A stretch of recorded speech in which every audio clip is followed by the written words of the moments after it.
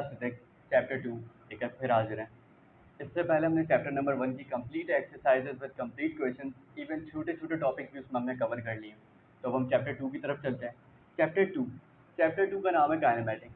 अच्छा, काइनेमैटिक्स में हम किन चीज़ों के बारे में पता करेंगे, ये पढ़ने के बाद हमें किन चीज़ों के बारे में नॉलेज होगी। अच्छा, तो सबसे पहले अगर हम एक बॉल को स्ट्रेट हवा में ऊपर की तरफ स्ट्रेट थ्रो करें तो वो कितनी देर लेगी ऊपर पहुंचने में और कितनी देर में वो वापस आएगी, ये सारे ऑब्जेक्ट, इन चीज़ों के बारे में पढ़ना। अगर कोई ग्लास हमारे हाथ से गिर जाए तो गिरने के बाद वो कितना टाइम लेगा नीचे जाने में, ये चीज़ें हम इसमें पढ़ते हैं काइनेमैटिक्स में। सबसे पहले हम देख लें चैप्टर नंबर 1 हमने पढ़ा। चैप्टर नंबर 1 की एक ब्रांच थी मैकेनिक्स। उसमें हम मोशंस और ग्रेविटेशन के बारे में पढ़ रहे थे। उसी मैकेनिक्स की दो ब्रांचेस होती हैं, काइनेमैटिक्स और डायनेमिक्स, जिसकी एक ब्रांच को हमने पूरे चैप्टर में पढ़ना है, काइनेमैटिक्स। काइनेमैटिक्स होता क्या है? किसी भी बॉडी के मोशन को पढ़ना, उसके रेफरेंस ऑफ फोर्स को डिस्कस किए बगैर काइनेमैटिक्स कहलाता है। इसका मतलब क्या हुआ? फॉर एग्जांपल, एक बॉलर बॉल करवा रहा है, अगर उसने बॉल थ्रो की, वो बॉल उसके हाथ से निकलने के बाद किस स्पीड से जा रही है, कब टिप खाएगी और किस तरह से टर्न करेगी, स्विंग करेगी, ये सारी चीज़ें डिस्कस करना हमारे पास काइनेमैटिक्स। याद रहे, रेफरेंस ऑफ फोर्स को हम डिस्कस नहीं करेंगे कि किस फोर्स से उसने फेंका या किसने फेंका, ये हम डिस्कस नहीं करते इसमें। इसी तरह फॉर एग्जांपल, एक ग्लास की एग्जांपल हो गई। ग्लास हमारे हाथ से गिर गया, वो ग्लास गिरने के बाद किस स्पीड से नीचे जाएगा, क्या क्या उसको कितना टाइम लेगा, ये सारी चीज़ें जो हम देखते हैं ये काइनेमैटिक्स में देखते हैं। काइनेमैटिक्स में के 2.1 को देख लेते हैं, रेस्ट एंड मोशन को। सबसे पहले हम रेस्ट की बात करेंगे कि रेस्ट क्या होता है। किसी भी बॉडी का अपनी सराउंडिंग के रिस्पेक्ट से एक जगह पर रुके रहना या रेस्ट में रहना हमारे पास रेस्ट कहलाता है। इसका मतलब क्या हुआ? इसका मतलब ये हुआ कि अगर मैं एक रूम में बैठा हुआ हूँ, तो मेरे रूम में एक ग्लास रखा हुआ है मेरे सामने, वो एक ग्लास एक जगह पर रुका हुआ है, वो वहाँ से हिल नहीं रहा, तो वो रेस्ट में मौजूद है। इसी की सेकंड एग्जांपल हम ले लेते हैं। फॉर एग्जांपल, मैं एक एरोप्लेन में बैठा हुआ हूँ। एरोप्लेन में अगर मैं बैठा हूँ तो मेरे अंदर सराउंडिंग में सब लोग वेल मैनेज बैठे हुए हैं अपनी अपनी चेयर्स पर और अपनी जगह से हिल नहीं रहे, एक जगह पर बैठे हुए हैं, मतलब मूवमेंट नहीं हो रही है कोई। तो मेरे अकॉर्डिंग मैं रेस्ट में बैठा हूँ। जबकि कोई अगर मुझे बाहर से देख रहा होगा तो उसके अकॉर्डिंग मैं रेस्ट में नहीं हूँ, क्योंकि प्लेन मेरा मूव कर रहा है, एरोप्लेन मूव कर रहा होगा। इसी तरह बस की अगर हम एग्जांपल ले लें, बस में अगर मैं बैठा हूँ तो बस मेरे हिसाब से, मैं अगर बस में बैठा हूँ एक जगह पर, सब वेल मैनेज बैठे हुए हैं और कोई मूवमेंट नहीं हो रही है, तो मेरे अकॉर्डिंग सब रेस्ट में बैठे हुए हैं। मैं भी रेस्ट में बैठा हूँ क्योंकि मेरी सराउंडिंग के रिस्पेक्ट से तो मैं रेस्ट में हूँ। जबकि अगर कोई मेरा दोस्त बाहर खड़ा हुआ मुझे देख रहा है या बस को देख रहा है, तो उसके रिस्पेक्ट से बस मूवमेंट में और मैं भी मोशन में हूँ। इसका मतलब उसके हिसाब से हम मोशन में, लेकिन हम अपने अकॉर्डिंग रेस्ट में। तो कोई भी बॉडी हर वक्त एग्जैक्टली रेस्ट में या एग्जैक्टली मोशन में नहीं हो सकती है। एग्जैक्टली नहीं कह सकते हम, क्योंकि अगर हम अर्थ पे कहीं पर एक साइड पर बैठे हुए भी हैं और दुनिया रुकी हुई है, तब भी हमें पता है हमारा प्लेनेट तो मूव कर रहा है। इसी तरह की एक एग्जांपल ये हो गई कि हमारी अर्थ के सराउंडिंग में सैटेलाइट मूव कर रही है एवरी सिंगल सेकंड, तो उसकी जो मूवमेंट है वो मोशन है, वो मोशन कर रही है। हमारा अर्थ भी हर वक्त मोशन कर रहा है। अगर हम कहें कि मैं बैठा हूँ अर्थ में एक जगह पर रुका हुआ है, मैं अपनी रिस्पेक्ट से तो रेस्ट में हूँ, लेकिन अगर मैं प्लेनेट से बाहर जाकर देखूँ तो उसके हिसाब से मैं रेस्ट में नहीं हूँ, क्योंकि मेरा प्लेनेट मूव कर रहा है। अब हम बात करें मोशन की भी एग्जांपल इसमें कवर हो गई है। वैसे अगर हम देखें तो वो जो बाहर से बैठा हुआ देख रहा है, उसके सराउंडिंग के रिस्पेक्ट से उस पर्सन की, क्योंकि वो खुद रुका हुआ है, तो बस मूव कर रही है और मैं भी मूव कर रहा हूँ, उसके रिस्पेक्ट से तो मैं मोशन में हुआ।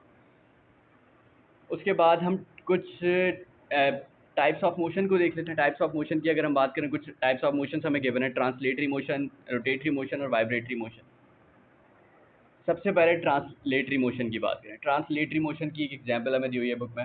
पहले एग्जांपल, फिर हम इसको देखते हैं कि असल में ये क्या है। एक ट्रेन दी हुई है, अगर हम उस ट्रेन को देखें, वो ट्रैक पर ट्रैवल कर रही है एक जगह से दूसरी जगह, और वो चल रही है, वो रुकी हुई नहीं है, वो मोशन में ऑब्वियसली। लेकिन उसके तमाम पॉइंट्स एक मोशन में, और वो जिस ट्रैक पर चल रही है वो लीनियर ट्रैक है, एक स्ट्रेट ट्रैक है, वो लीनियर ट्रैक पर चल रही है, तो वो ट्रांसलेटरी मोशन कर रही है। उसके तमाम पॉइंट्स, बॉडी के, ट्रेन के तमाम पॉइंट्स सेम स्पीड के साथ ट्रैवल कर रहे हैं एक जगह से दूसरी जगह, तो वो मोशन में। सेकंड एग्जांपल इसकी अगर हम लें, एक कार मूव कर रही है एक जगह से दूसरी जगह, स्ट्रेट ट्रैक है और वो स्ट्रेट ट्रैक पर ट्रैवल किए जा रही है। उसके कार के तमाम पार्ट, तमाम व्हील्स और A to Z कार जो है वो एक स्ट्रेट डायरेक्शन में सेम स्पीड के साथ ट्रैवल कर रही है या सेम वेलोसिटी के साथ ट्रैवल कर रही है, तो वो ट्रांसलेटरी मोशन की एग्जांपल हो गई है। डेफिनेशन भी यही कह रही है हमें कि जब ऑल पॉइंट्स किसी भी बॉडी के मूव करें एक जगह से दूसरी जगह, तो वो बॉडी ट्रांसलेटरी मोशन में। अच्छा, ट्रांसलेटरी मोशन के कुछ पार्ट्स होते हैं, उन पार्ट्स को देखते हैं। पार्ट ए में बात करते हैं हम लीनियर मोशन की। लीनियर मोशन क्या होता है? एक बॉडी का स्ट्रेट लाइन में ट्रैवल करना, एक बॉडी का स्ट्रेट लाइन में ट्रैवल करना लीनियर मोशन है। जैसे कि हमने बस की एग्जांपल देखी, ट्रेन की एग्जांपल देखी, वो स्ट्रेट लाइन में चले जा रहे हैं, तो वो कौन सा मोशन में? लीनियर मोशन में।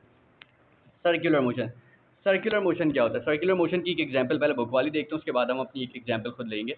पहली वो एग्जांपल हमें दी हुई है अर्थ की एग्जांपल दी। अर्थ की सराउंडिंग में देखिए सैटेलाइट मूव किए जा रही है, अपने ऑर्बिट को नहीं छोड़ रही है, अपने फिक्स्ड ऑर्बिट में मौजूद है और उस ऑर्बिट में ही घूमे जा रही है। ये जो सैटेलाइट्स होती हैं कुछ ऑर्बिट्स में होती हैं और ये उसी में सर्कुलर मोशन कर रही होती है, मूवमेंट कर रही होती है, चेंज नहीं कर रही होती अपनी डायरेक्शन को, तो ये सर्कुलर मोशन कर रही होती है। इसी तरह अगर हम बात करें हमारे मेन रोड्स पर चौरंगी मौजूद होती है, उन चौरंगी पे अगर हम जा रहे हैं, स्ट्रेट जा रहे हैं, डिफरेंट चौरंगी है। अगर हम बात करें पावर हाउस चौरंगी की एग्जांपल ले लेते हैं या फिर 5 स्टार चौरंगी की ले लेते हैं। हम स्ट्रेट जा रहे हैं, चौरंगी आ रही है तो हम मूव कर रहे हैं, उसको राउंड करना शुरू कर दिया। हम उस चौरंगी को घूमे जा रहे हैं, तो हम कौन सा मोशन कर रहे हैं? सर्कुलर मोशन कर रहे हैं उस चौरंगी। जैसे कि पावर हाउस की चौरंगी एकदम सर्कुलर बनी हुई है, उसकी रिस्पेक्ट से हम उसको मूव किए जा रहे हैं, उसकी गोल वो जो गोल सर्कल रोड है उस पर मूव किए जा रहे हैं, तो हम सर्कुलर मोशन में।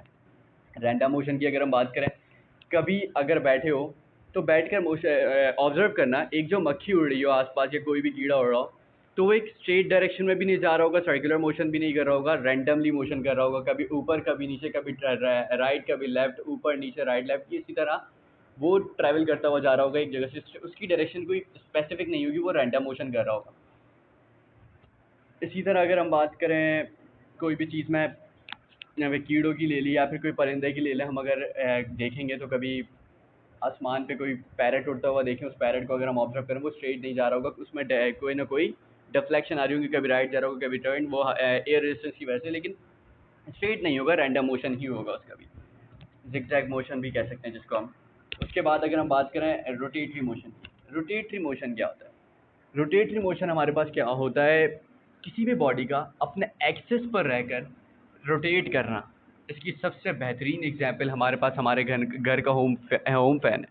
ये जो छत पे फ़ैन लगा हुआ है, अगर आप देखेंगे इसको फ़ैन की तरफ, तो ये फ़ैन अपने एक्सिस को नहीं छोड़ा लेकिन मूवमेंट कर रहा है। ये रोटेटरी मोशन इसमें चल रही है, मुसलसल कंटिन्यूसली ये रोटेट कर रहा है। उसके अलावा अगर कभी अलादीन या फिर सिंदबाद इन साइट्स पर गए हो या बड़े पार्क्स में गए हो, तो इस तरह के फेरिस व्हील भी देखे होंगे, साइड में एक व्हील दिया हुआ है फेरिस व्हील, ये व्हील भी देखा होगा। ये अपने एक्सिस को नहीं छोड़ता लेकिन मूव करता रहता है। ये हमारे पास एग्जांपल्स होते हैं रोटेटरी मोशन के। अच्छा, अक्सर बच्चे सर्कुलर और रोटेटरी में कंफ्यूज रहते हैं। तो सर्कुलर क्या है? अपने एक्सिस की बात नहीं हो रही है उसमें। सर्कुलर हमारा सिर्फ एक सर्कुलर पाथ पे ट्रैवल किए जा रहा है और मूव किए जा रहा है, जबकि हम रोटेटरी की बात करें वो अपने एक्सिस को नहीं छोड़ता, अपने एक्सिस पर ही मूव करता है। Vibratory motion, vibratory motion. सबसे पहले लुक एट द चाइल्ड। ये जो बच्चा बैठा हुआ है इस झूले पर, ये जो एग्जांपल साइड में दी हुई है, ये बच्चा बैठा हुआ है, झूला झूल रहा है, इसको कोई झुला रहा है या ये पैर से झूल रहा है, तो ये बैक एंड फोर्थ कभी आगे जाएगा कभी पीछे जाएगा, कभी ये छोटे पार्ट्स में भी मौजूद होता है, या इवन ये प्राइमरी सेक्शन स्कूल्स में जो प्राइमरी और नर्सरी सेक्शंस होते हैं, इन सेक्शंस में मौजूद होता है, वहाँ पर बच्चे भी इसको एंजॉय करते हैं। बैक एंड फोर्थ मोशन और होता है इसमें, आगे जा रहा है पीछे जा रहा है, बैक एंड फोर्थ मोशन इसमें, या टू एंड फ्रो भी कह सकते हैं, इसको चलता रहता है।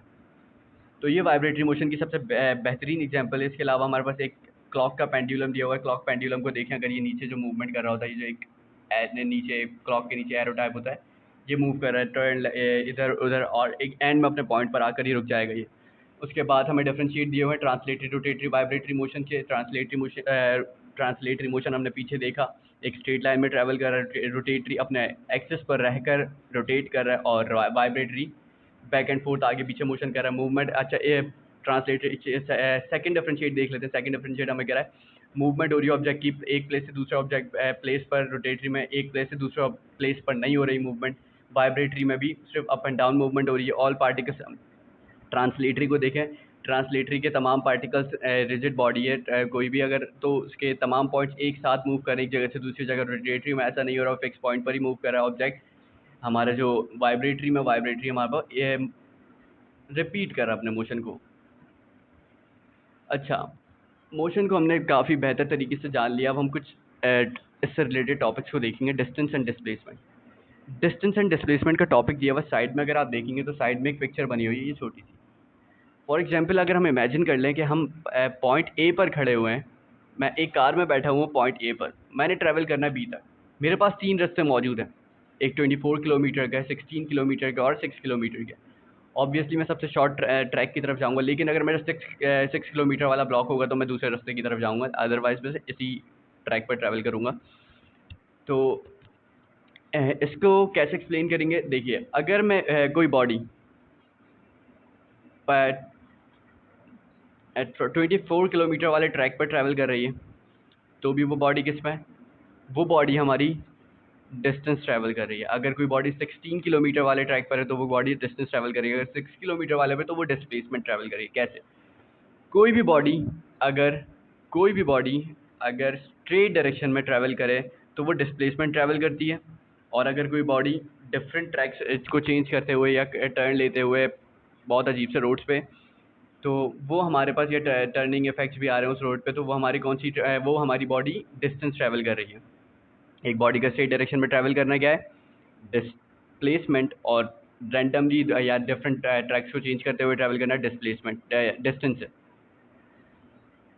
तो डिस्टेंस हमारे पास स्केलर क्वांटिटी हो गई, ऑब्वियसली एक डायरेक्शन में तो ट्रैवल नहीं कर रही है, डायरेक्शन को बार बार चेंज कर रही है, और डिस्प्लेसमेंट स्केलर हो गई, इसका यूनिट्स दोनों के सेम ही है, मीटर और मीटर। नेक्स्ट टॉपिक है हमारे पास स्पीड एंड वेलोसिटी। अच्छा, पीछे अगर हम देखें तो डिस्टेंस और डिस्प्लेसमेंट रिलेट करें स्पीड एंड वेलोसिटी से, अभी हम देखते हैं कैसे। अच्छा, अगर कोई बॉडी, स्पीड हमें नॉर्मली पता है क्या होती है, स्पीड एक जगह से दूसरी जगह ट्रैवल करना, लेकिन इसके प्रॉपर एक्सप्लेनेशन हम नहीं दे पाते नॉर्मली। एक बॉडी एक फिक्स टाइम में कितना डिस्टेंस ट्रैवल कर रही है, वो बॉडी की स्पीड होती है। क्या, कोई भी बॉडी एक टाइम में कितना डिस्टेंस ट्रैवल कर रही है, बात याद रखिएगा, डिस्प्लेसमेंट नहीं कह रहा हूँ, डिस्टेंस कह रहा हूँ, कितना डिस्टेंस ट्रैवल कर रही है वो कहलाती है स्पीड। इसकी फॉर्मूला होता है v is equal distance divide by time, और इसका यूनिट होता है मीटर पर सेकंड। इसकी एग्जांपल ऐसे ले लेते हैं, अगर एक कार ने जाना है डिफरेंट रोड्स पे ट्रैवल करना है, जैसे कि हमने एग्जांपल ली पीछे, ए से बी की तरफ जाना है, लेकिन वो 16 किलोमीटर वाले रोड से जा रही है, रोड से जा रही है, तो वो स्पीड में जा रही है।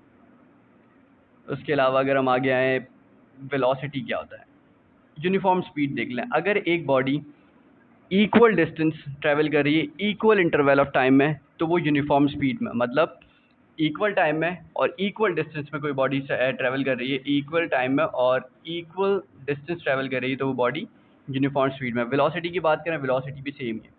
वेलोसिटी में सिर्फ इतना सा फर्क है कि उसमें डिस्टेंस ट्रैवल हो रहा था और इसमें डिस्प्लेसमेंट ट्रैवल हो रहा है, मतलब डिस्प्लेसमेंट मतलब स्ट्रेट ट्रैक पे जाएगी। वेलोसिटी की बात हम जब करेंगे जब डिस्प्लेसमेंट स्ट्रेट ट्रैक पर हो रहा हो।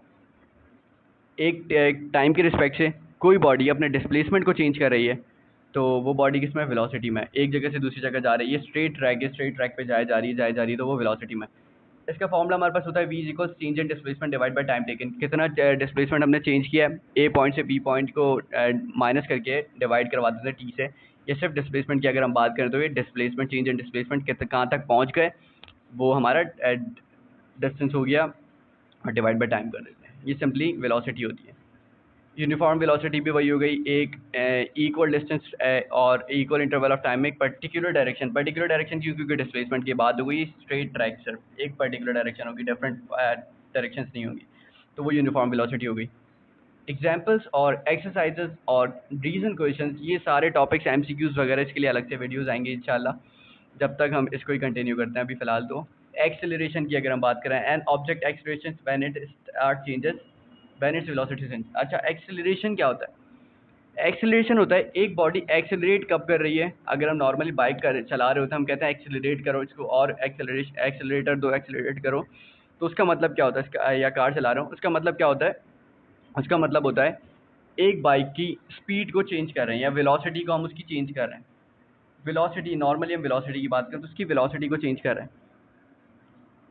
अच्छा, एक बॉडी की वेलोसिटी को चेंज करना चाहिए, उसकी वेलोसिटी में एक टाइम के अंदर चेंज आना एक्सेलरेशन है, मतलब इसका। मैं एक जगह से दूसरी जगह कार में ट्रैवल कर रहा हूँ फॉर एग्जांपल, या बाइक पे ट्रैवल कर रहा हूँ, ए पॉइंट से बी पॉइंट तक डिस्टेंस हमारे पास डिस्प्लेसमेंट जो है वो 50 किलोमीटर है। 50 किलोमीटर एक जगह से मैं दूसरी जगह ट्रैवल कर रहा हूँ। 50 किलोमीटर डिस्प्लेसमेंट स्ट्रेट ट्रैक है, ऑब्वियसली डिस्प्लेसमेंट ट्रैवल कर रहा हूँ। मैं स्ट्रेट जा रहा हूँ। पहले मैंने इसको चलाना शुरू किया 10 किलोमीटर पर आवर की स्पीड से। आगे मैं ले गया उसको 50 पर। 10 से 50 पर जो चेंज आया, 10 किलोमीटर से 10 किलोमीटर पर आवर की स्पीड से मैं 50 किलोमीटर पर आवर पर ले गया। जो उसके अंदर चेंज आया, मैंने 40 किलोमीटर का चेंज किया उसके अंदर, किलोमीटर पर आवर का चेंज किया उसकी वेलोसिटी में। तो इसको जितना टाइम लगा इसको चेंज होने में, इन दोनों को डिवाइड करके हम एक्सेलरेशन निकाल लेते हैं। एक्सेलरेशन क्या है? सिंपली एक बॉडी की वेलोसिटी या वेलोसिटी में चेंज आना एक टाइम के अंदर, हमारे पास क्या है? एक्सेलरेशन। उम्मीद है क्लियर हो गया होगा। Uniform acceleration. यूनिफॉर्म एक्सेलरेशन क्या होता है? यूनिफॉर्म एक्सेलरेशन होता है एक बॉडी का कांस्टेंट रेट ऑफ चेंज, उसमें बार बार सेम चेंज है ना। फॉर एग्जांपल मैं 10 से 50 पर लेकर गया, 40 का चेंज आया, अगेन 40 चेंज किया, 90 पर ले गया, अगेन 40 चेंज किया, 40 की स्पीड चेंज करता रहा, ज़्यादा डिफरेंस सेम कांस्टेंट रेट के साथ चेंज कर रहा हूँ, तो मैं यूनिफॉर्म एक्सेलरेशन में हूँ। सही। या फिर इसको ऐसे भी कह सकते हैं कि मैंने पहले 10 से 50 पर ले गया, फिर 50 से 10 पर ले आया, 10 से 50 पर ले गया स्पीड को, फिर 50 से 10। ये कॉन्स्टेंटली जो एक ही चीज़ को मैं चेंज किए जा रहा हूँ, ये हम एक्सेलरेशन की बात करें। फिक्स इंटरवल ऑफ टाइम में ये चेंज हो रहा है। अच्छा, इसका यूनिट इसका फॉर्मूला होगा change in velocity divide by change in time. Time के अंदर भी चेंज आ रहा है, वेलोसिटी में भी चेंज आ रहा है। इसका यूनिट होता है मीटर पर सेकंड स्क्वायर। अब हमारे पास टॉपिक है scalars and vectors. Scalars and vector की बात करें तो पीछे हमने थोड़ा सा नो हाउ तो हमें हो गई है कि स्केलर्स एंड वेक्टर्स क्या होता है, इसको थोड़ा डिटेल में देख लेते हैं। स्केलर्स क्या होते हैं? कोई भी बॉडी, अच्छा अगर मैं कह रहा हूँ कोई किसी भी बॉडी की हम अगर फिजिक्स के सेंस में बात करते हैं तो उसके उसके साथ कोई ना कोई यूनिट और एक मैग्नीट्यूड, दो चीज़ें ऐड होती हैं लाजमी। मैग्नीट्यूड क्या कहलाता है? उसका नंबर। फॉर एग्जांपल अगर मैं तुम्हें कह रहा हूँ कि 3 केजी चिकन ले आओ, 3 केजी चिकन तुम लेने जा रहे हो, तो 3 जो होगा उसमें, वो 3 उसका मैग्नीट्यूड होगा और केजी जो होगा उसका यूनिट होगा। अगर मैं कह रहा हूँ 3 किलोमीटर सफ़र मैंने तय किया, तो मैं कह रहा हूँ 3 जो है वो मैग्नीट्यूड है और किलोमीटर जो है वो है यूनिट है। अगर मैं कह रहा हूँ मैंने 2 लीटर पानी पिया आज पूरे दिन में, तो वो जो 2 है वो मैग्नीट्यूड है और लीटर जो है वो हमारे पास मैग्नीट्यूड है, वो सॉरी 2 जो है वो मैग्नीट्यूड है और लीटर जो है वो यूनिट। इसके अलावा ये कुछ एग्जांपल्स हो गई, स्पीड, टेम्परेचर, मास, डेंसिटी, ये सारी एग्जांपल्स होती हैं स्केलर्स की। वेक्टर्स की अगर हम बात करें, जब हम वेक्टर्स की बात करते हैं तो हम बात करते हैं फिजिकल क्वांटिटीज जिसके साथ डायरेक्शन, कोई ना कोई डायरेक्शंस साथ होगी, तो हम बात करेंगे वेक्टर्स की। मतलब क्या हुआ? अगर मैंने कहा कि मैंने फॉर एग्जांपल मैंने कहा मैंने एक जगह से दूसरी जगह ट्रैवल कर रहा हूँ, इसकी सबसे अच्छी एग्जांपल अभी हम पीछे पड़ गया एक्सेलरेशन। मैं एक जगह से दूसरी जगह जा रहा हूँ और एक स्ट्रेट डायरेक्शन में जा रहा हूँ, डिस्प्लेसमेंट। इसकी एक एग्जांपल डिस्प्लेसमेंट भी है, लेकिन हम एक्सेलरेशन देख रहे हैं क्योंकि हम एक्सेलरेशन में जो बात करते हैं वो चेंज इन वेलोसिटी की बात करते हैं। वेलोसिटी मतलब चेंज इन डिस्प्लेसमेंट हो रहा है, स्ट्रेट ट्रैक पर ही जा रहे हैं हम। तो एक पर्टिकुलर डायरेक्शन में किसी भी चीज़ का ट्रैवल करना या किसी भी चीज़ को एक पर्टिकुलर डायरेक्शन में के साथ डायरेक्टेड कर देना उसकी डायरेक्शन, तो हमारे पास वो वेक्टर्स क्वांटिटीज़ की एक्सेलरेशन सबसे बेहतरीन एग्जांपल है। स्ट्रेट डायरेक्शन में चल रहे हैं और उसकी स्पीड में चेंज आ रहा है, लेकिन वो है कौन सी क्वांटिटी? वो वेक्टर क्वांटिटी है। उसके बाद रिप्रेजेंटेशंस दी हुई हैं वेक्टर्स की, कैसे रिप्रेजेंट करते हैं। सबसे पहले हमें दी हुई है ग्राफिकल कैसे रिप्रेजेंट करते हैं। ग्राफिकल अगर हमें ये दिया हुआ है 50 मीटर, हमारे पास हमने 50 मीटर पर सेकंड का सफ़र तय किया या रास्ता ट्रैवल किया, तो उसके बाद ये हमें नॉर्थ, साउथ, ईस्ट और वेस्ट का एक वो ग्राफ ड्रॉ कर लिया। उसके हिसाब से हमने जिस डायरेक्शन में ट्रैवल किया, नॉर्थ और ईस्ट के बीच में कहीं पर हमने ट्रैवल किया 50 मीटर पर सेकंड का डिस्टेंस, और जो हमारे पास रोड था उससे 30 के एंगल पर हमने ट्रैवल किया। फॉर एग्जांपल एक प्लेन ने ऊपर की तरफ उड़ना शुरू किया, हमने उसका शुरू की इनिशियल की स्पीड्स वगैरह कुछ निकाल लिए, तो 50 मीटर पर सेकंड जब उसने ट्रैवल कर लिया, उसने हमने उसका एंगल देखा कि उसने कितना एंगल जो ज़मीन के साथ बनाया वो 30 का एंगल जोड़ा, या उसने फ्लाइट पकड़ी तो हमने उसको 50 और 30 का ये हमने इस तरह से रिप्रेजेंट कर लिया उसकी डायरेक्शन को। अच्छा, इसके अलावा अगर हम उसको सिंबॉलिकली रिप्रेजेंट करें तो किसी भी सिंबल, जो भी वेक्टर क्वांटिटी होती है उसके ऊपर एक एरो हेड आता है। एरो हेड लाजमी ऐड करते हैं उसके ऊपर। उसको अगर हम उसके बाद ग्राफिकल एनालिसिस ऑफ मोशंस का, मोशंस वगैरह ये सारी चीज़ों का ग्राफिकल, डिस्टेंस टाइम ग्राफ दिया हुआ मैं, अगर हम डिस्टेंस ट्रैवल कर रहे हैं और टाइम भी ट्रैवल कर रहे हैं, तो ये जो स्ट्रेट लाइन हमें दे रही है, इतना टाइम हम चेंज कर रहे हैं, इतना डिस्टेंस और टाइम साथ साथ बढ़ रहा है, तो हम क्या ट्रैवल कर रहे हैं? यूनिफॉर्म स्पीड में। क्यों ना यूनिफॉर्म स्पीड में? क्योंकि टाइम भी बढ़ रहा है और डिस्टेंस भी एक साथ बढ़ रहा है, दोनों चीज़ एक साथ बढ़ रही, तो इन दोनों का जब डिवाइड करवाएंगे तो हमारे पास स्पीड आ जाएगी।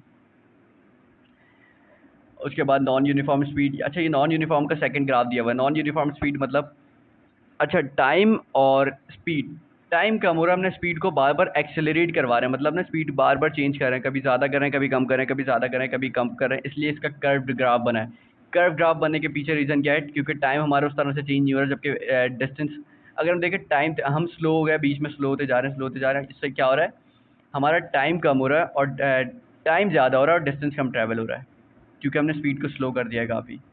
फिर हमने, तो ये हमारे पास नॉन यूनिफॉर्म स्पीड आ गई। उसके बाद हमें टाइम और मिनट्स का ग्राफ दिया हुआ है। अब ये ग्राफ जो हमें रिप्रेजेंट कर रहा है, वो हमें ग्राफ ये रिप्रेजेंट कर रहा है कि अगर एक बस ट्रैवल कर रही है नॉन यूनिफॉर्म स्पीड के साथ, एक ही डायरेक्शन में, फॉर एग्जांपल एक ही रूट है, मैंने सरीना से 5 स्टार तक जाना है, सरीना से 5 स्टार तक जाना है, स्ट्रेट रोड है, पहले जाना है फिर आना है, मैंने यहाँ से जाना है, दोस्त को पिक करना है, वापस आना है। मैं जा रहा हूँ, दोस्त को पिक किया, वापस सरीना आ गया, फिर उसको छोड़ने गया, फिर मैं वापस अपने घर आ गया। तो ये मैंने क्या किया, सेम रोड पे, एक ही रोड पे डिस्टेंस चेंज नहीं हो रहा लेकिन टाइम चेंज हो रहा है, डिस्टेंस चेंज आ रहा है लेकिन कॉन्स्टेंटली चेंज आ रहा है, वही ट्रैक है, ट्रैक में चेंजेस नहीं आ रही, टाइम चेंज हो रहा है, स्पीड के वक्त के साथ साथ डिस्टेंस वही ट्रैवल हो रही है। हमारे पास पहला ग्राफ हमें फिगर 2.5 सी हमें ये रिप्रेजेंट कर रही है, 15 सी। उसके बाद स्पीड टाइम ग्राफ दिया हुआ है हमें नीचे, इसके नीचे अगर हम देखें, इसके नीचे हमें स्पीड टाइम टाइम ग्राफ ये हमें रिप्रेजेंट कर रहा है, एक बस चल रही थी, उसको हमने रोक दिया, एक जगह पर रुक गई, अब वो जीरो की स्पीड पर है, वो एक ही जगह पर, उसकी स्पीड नहीं बढ़ रही है लेकिन टाइम उसका बढ़ जा रहा है, वो एक ही जगह रुकी हुई है, 0 से 5 सेकंड्स पे चला गया और टाइम बढ़ता ही जा रहा है कॉन्स्टेंटली, ये टाइम ग्राफ हमें ये रिप्रेजेंट कर रहा है। उसके बाद नीचे वाला ग्राफ अगर हम देखें तो ये हमारे पास रिप्रेजेंट कर रहा है, ये हमारे पास रिप्रेजेंट कर रहा है स्पीड और टाइम का ही ग्राफ है, ये अगेन रिप्रेजेंट कर रहा है। इसमें क्या रिप्रेजेंट कर रहा है, हम जितना डिस्टेंस ट्रैवल कर रहे हैं, 20 मीटर का डिस्टेंस ट्रैवल कर रहे हैं, तो अच्छा स्पीड को चेंज नहीं कर रहे हम, इसमें टाइम चेंज हो रहा है। स्पीड हमारी 20 चल रही है, आप देखें तो टाइम चेंज हो रहा है, टाइम वक्त के साथ साथ, तो ये ग्राफ ये रिप्रेजेंट कर रहा है। इसमें अगर हम देखें स्पीड टाइम ग्राफ में, ये बॉडी एक्सेलरेट कर रही है, अगर आप इस ग्राफ को देखेंगे तो बॉडी एक्सेलरेट कर रही है, स्पीड बार बार चेंज हो रही है और टाइम बार बार एक्सेलरेशन निकाल लेंगे। इसका फॉर्मूला में आगे गिवन है, हाँ बेस को मल्टीप्लाई करेंगे, हाइट्स और डिवाइड बाई 2 करवा देंगे, तो इससे स्पीड टाइम ग्राफ का फॉर्मूला हमारे तो आंसर आ जाएगा डिस्टेंस ट्रैवल इज 75 मीटर। तो यहाँ तक रखते हैं, इक्वेशंस ऑफ मोशंस को इंशाल्लाह पार्ट बी में करते हैं, कवर करनी है। जो रिमेनिंग टॉपिक्स रहेगा उसको इस वीडियो में इंशाल्लाह हम कवर करते हैं। तो इक्वेशंस ऑफ मोशंस की सबसे पहले हम बात करेंगे। इक्वेशंस ऑफ मोशंस हम किसी भी बॉडी की यूनिफॉर्म एक्सेलरेशन, कोई भी ऐसी बॉडी जो यूनिफॉर्मली एक्सेलरेटेड है, उसका टाइम, उसका डिस्टेंस, डिस्प्लेसमेंट, ये सारी चीज़ें, एक्सेलरेशन, ये सारी चीज़ें हम फाइंड करने के लिए इक्वेशंस ऑफ मोशन को यूज़ करते हैं। सबसे पहले हमने फर्स्ट इक्वेशन ऑफ मोशन को ड्राइव करना है, जिसमें हम final velocity uniform accelerated body की फाइंड करने के लिए फॉर्मूला ड्राइव करेंगे। सबसे पहले हम सिंबल्स बताएं, V F equal to the final velocity के, V I equal initial velocity के, एक्सेलरेशन के इक्वल होता है ए और टी इक्वल होता है टाइम। सबसे पहले हमने फॉर्मूला यूज़ किया है एवरेज एक्सेलरेशन का, जो कि इक्वल होता है change in velocity divide by time. तो चेंज इन वेलोसिटी हमें पता है इक्वल होता है V F minus V I के, चेंज इन वेलोसिटी हमेशा इक्वल होता है V F minus V I के। अक्सर बच्चे कंफ्यूज होकर लिख देते हैं V I minus V F, ऐसा नहीं है, change in velocity mean V F minus V I divide by time. हमने फाइंड किस चीज़ का फॉर्मूला करना है, फाइनल वेलोसिटी का, तो टाइम यहाँ पर डिवाइड और हमने लेफ्ट साइड पर भेजा तो वो मल्टीप्लाई हो गया। उसके बाद हम अगर देखें A T equals V F minus V I, हमने वी एफ को अलोन करना है, वी आई यहाँ पर माइनस हो रहा है, उस साइड पर जाकर प्लस हो जाएगा, तो we F equals V I plus A T. ये हमने फर्स्ट इक्वेशन ऑफ मोशन को ड्राइव कर लिया, सबसे आसान इक्वेशन ऑफ मोशन थी। अब हम आगे बढ़ेंगे, second equation of motion. Second equation of motion हमारे पास है, इसमें हमने क्या करना है, डिस्टेंस फाइंड करना है यूनिफॉर्म एक्सेलरेटेड बॉडी। यहाँ पर हमने क्या करना है, कुछ फॉर्मूलाज यूज़ करेंगे। सबसे पहले हमने एवरेज वेलोसिटी, वहाँ पे एवरेज एक्सेलरेशन का फॉर्मूला यूज़ किया, यहाँ पर हम एवरेज वेलोसिटी का फॉर्मूला यूज़ करेंगे। तो सबसे पहले एवरेज वेलोसिटी का फॉर्मूला रखा, हमने पीछे वी एफ की वैल्यूज निकाली। एवरेज वेलोसिटी का फॉर्मूला होता है V F plus V I divide by 2। V F हमने फर्स्ट इक्वेशन ऑफ मोशन में हमने ड्राइव कर लिया, जो कि इक्वल्स होता है V I plus A T के, sorry V I plus A T के इक्वल होता है ये, V I plus A T हमने इसकी जगह पर पुट कर दिया वी एफ की जगह पर, तो V I plus A T plus V I divide by 2 होता है। अगर हम ऐड करें सेम टर्म्स जो है वो ऐड हो जाएंगे ऑब्वियसली, ब्रैकेट हट जाएगा, V I plus V I equals to V I plus 80 divide by two. इसको हम अगर खोल कर लिख लें टू, क्योंकि टू वी आई के नीचे भी और 80 के नीचे भी तो कोई प्रॉब्लम नहीं है। टू वी आई के नीचे टू हो गया राइट साइड लेफ्ट साइड पे, और राइट साइड पे 80 डिवाइड बाई टू हो गया। अब हम टू से टू अगर कैंसिल करें, टू से टू कैंसिल, ऑब्वियसली डिवीजन हो रही है तो नंबर्स तो कैंसिल हो जाएंगे, टू से टू कैंसिल, यहाँ पर बच गया सिर्फ वी आई प्लस हाफ 80। अब हमने क्या करना है, हमें पता है डिस्टेंस इक्वल्स होता है वेलोसिटी मल्टीप्लाई बाय टाइम, और वेलोसिटी इक्वल्स होता है distance divide by time. Average velocity obviously average velocity की जगह पर हमने पुट किया v equals distance divide by time. हमने फाइंड करना है डिस्टेंस, तो t यहाँ पर मल्टीप्लाई हो रहा है राइट साइड पर जाकर, वो यहाँ डिवाइड हो रहा है राइट साइड पर जाकर मल्टीप्लाई होगा, तो ये इक्वेशन बन जाएगी distance equals V I T plus half A T square. अब ये इक्वेशन जो है हमारे पास जानी जाती है सेकंड इक्वेशन ऑफ मोशन के नाम से, S equals V I T plus half A T square. Second equation of motion यहाँ पर हमारी कंप्लीट होती है। अब थर्ड इक्वेशन ऑफ मोशन की तरफ हम बढ़ रहे हैं। थर्ड इक्वेशन ऑफ मोशन हमारे पास किसी भी बॉडी की एक्सेलरेशन और डिस्टेंस के बारे में इसमें वो फॉर्मूला फाइंड करेंगे इक्वेशन ऑफ लॉ। तो हमारे पास यहाँ पर क्या होगा, वी सबसे पहले हमने क्या करना है, हमने फर्स्ट इक्वेशन ऑफ मोशन को यहाँ पर भी यूज़ करना है। फर्स्ट इक्वेशन ऑफ मोशन को हमने यूज़ किया जो कि V F equals V I plus A T. अब क्या किया हमने कर दी squaring on both side. Squaring on both side करने के बाद हमें फॉर्मूला खोला। हमें फॉर्मूला पता है ए प्लस बी का होल स्क्वायर फॉर्मूला होता है A square plus two A B plus B square. ये फार्मूला हमारे पास यहाँ सेकंड स्टेप में खुल जाएगा। V I plus A T square, V I plus A T का होल स्क्वायर था, यहाँ पर ये जो फार्मूला खुलेगा A square plus two A B plus B square. V I A है और ए टी बी है, जहाँ जहाँ पर ए आएगा वहाँ पर वी आई, जहाँ पर बी आएगा वहाँ पे ए टी। तो वी आई का square plus two V I A हो गया, then B A T, V I A T plus A square T square, A T square की जगह ए स्क्वायर टी स्क्वायर खोल के लिख लिया हमने। उसके बाद नेक्स्ट स्टेप में देखिए we F square left side पे जो स्क्वायर है वो ऐसे ही चल रहा है। उसके बाद हमने क्या किया, यहाँ पर हमने एक चीज़ कॉमन ली जो कि टू ए देखिए दोनों में कॉमन है, लेकिन आप अगर देखेंगे तो यहाँ पर टू कॉमन नहीं है। तो हमने इसके लिए सिंपल एक मैथ का रूल यूज़ किया। मैथ का रूल है एक जगह पर अगर कोई चीज़ हमने ऐड करनी है तो इस तरह से ऐड करेंगे वो कैंसिल होकर ख़त्म हो जाए। यहाँ पर हमने ऐड कर दिया to multiply by one upon two, तो टू से टू खत्म होकर कैंसिल हो जाता है, इसलिए हमने to multiply by one upon two को यहाँ यूज़ किया। हमने यहाँ पर राइट साइड पर ए स्क्वायर टी स्क्वायर से पहले हमने to multiply one upon two को ऐड किया, तो यहाँ से अब टू कॉमन चला गया। ये to multiply one appoint to हमने यहाँ पर ऐड किया था, टू हमने कॉमन ले लिया, तो यहाँ पर अब सिर्फ वन अपॉइंट टू का काम बच गया। यहाँ पर सिर्फ क्या बच गया, वन अपॉइंट टू, जो कि यहाँ पर हमने लिख दिया है। अब बच गया यहाँ पर one appoint two, two A common आ गया। V I T plus half A T square हमने पीछे फॉर्मूला ड्राइव किया है, इक्वल्स होता है एच के। सेकेंड इक्वेशन ऑफ मोशन में हमने ये ड्राइव किया, V I T plus half A T square equals होता है एच के। तो ये अब हो गया V F square equals V I square plus two A H. Two A H हमने फाइंड करना है तो इसको अलोन रखेंगे, वी आई की स्क्वायर यहाँ पर प्लस का है वहाँ जाकर माइनस होगा, two A H equals V I minus V F square minus V I square. ये हमारे पास third equation of motion drive होगी। अब हमारा नेक्स्ट टॉपिक है motion due to gravity. Motion due to gravity की अगर हम बात करें सिंपल, अगर हम नॉर्मली मैं अगर आपसे पूछूं कि आप एक पत्थर को ड्रॉप करेंगे, एक पत्थर और एक पेपर को आप ड्रॉप करेंगे अपनी छत से, तो वो कहता है पहले कौन सी चीज़ नीचे पहुंचेगी? सोच कर इस बारे में थोड़ा सोचिएगा और फिर बताइएगा। ऑब्वियसली पत्थर ड्रॉप होगा पहले। इसके पीछे रीजन क्या है? ग्रेविटी, ऑब्वियसली जिसका मास ज़्यादा होता है वो नीचे जाता है। तो इसी तरह के एक्सपेरिमेंट्स हमारे पास गैलीली हमारे पास एक प्रीवियस साइंटिस्ट उन्होंने की। उन्होंने क्या किया, लीनिंग टावर पीसा जो कि फ्रांस में मौजूद है, उन्होंने वहाँ से एक पत्थर और एक पेपर को ड्रॉप किया। उन्होंने देखा कि पत्थर ज़मीन में फिर ज़्यादा पहले पहुँच रहा है। इसके पीछे रीज़न क्या? उन्होंने देखा कि क्योंकि पत्थर का मास ज़्यादा है तो वो जल्दी पहुँच रहा है। ऐसा होता है जिसका मास ज़्यादा होगा नीचे पहुँचेगा, उसके पीछे रीज़न क्या है? ग्रेविटी का कॉन्सेप्ट इससे पहले कोई नहीं था, तो उन्होंने इस पर सोचा कि ऐसा क्यों हो रहा है कि पत्थर ही पहले नीचे पहुँच रहा है, पेपर बाद में क्यों पहुँच रहा है। तो इस पर उन्होंने डिफरेंट एक्सपेरिमेंट किए, उसमें से एक एक्सपेरिमेंट की साइड में दिया हुआ है हमें। इन्होंने दो ट्यूब्स ली, इन ट्यूब्स में इन्होंने ऐसा कर दिया था कि इसके अंदर एयर का प्रेशर और ग्रेविटी का इफेक्ट ख़त्म कर दिया। सबसे पहले इन्होंने पहला साइड पर लिया तो उसमें एयर मौजूद और ग्रेविटी का इफेक्ट मौजूद था। तो उन्होंने जब सेम एक्सपेरिमेंट किया तो सेम काम हो रहा था, पेपर देर में जा रहा और जो स्टोन था वो पहले ड्रॉप हो रहा। जबकि बी पार्ट में उन्होंने इसी को अगेन किया, इन्होंने क्या किया, इसमें से एयर को कम्प्लीटली निकाल दिया और पेपर और स्टोन को ड्रॉप किया, तो दोनों एक साथ जा कर गिरे।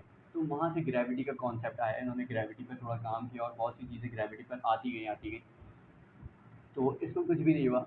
इस इन एक्सपेरिमेंट्स के बाद मोशन ड्यू टू ग्रेविटी को जब हम पढ़ेंगे तो उसके बाद यहाँ पर हमने सिर्फ एक्सेलरेशन को रिप्लेस कर दिया ग्रेविटी से, जो कि स्मॉल जी कहलाता है। जहाँ जहाँ पर एक्सेलरेशन था तीनों इक्वेशंस में हमने वहाँ पर जी पुट कर दिया। यहाँ पर हमारा मोशन ड्यू टू ग्रेविटी का कॉन्सेप्ट खत्म होता है।